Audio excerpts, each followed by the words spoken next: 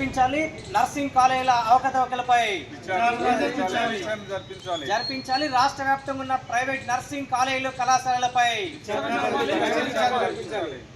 బయట పెట్టాలి. నర్సింగ్ కాలేజీలో జరుగుతున్న అవకతవకలపై సస్పెండ్ చేయాలి. అవినీతి అధికారులను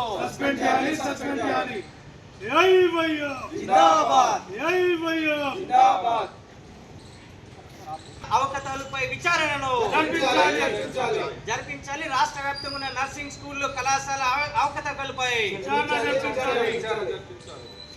గుట్టు రట్టు చేయాలి. నర్సింగ్ కళాశాల ప్రమోషన్లపై చర్యలు తీసుకోవాలి. అవినీతి అధికారులపై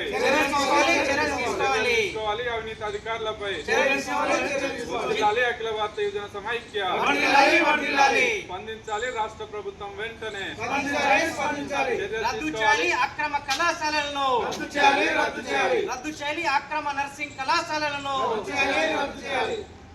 అక్రమ అవినీతి అధికారులను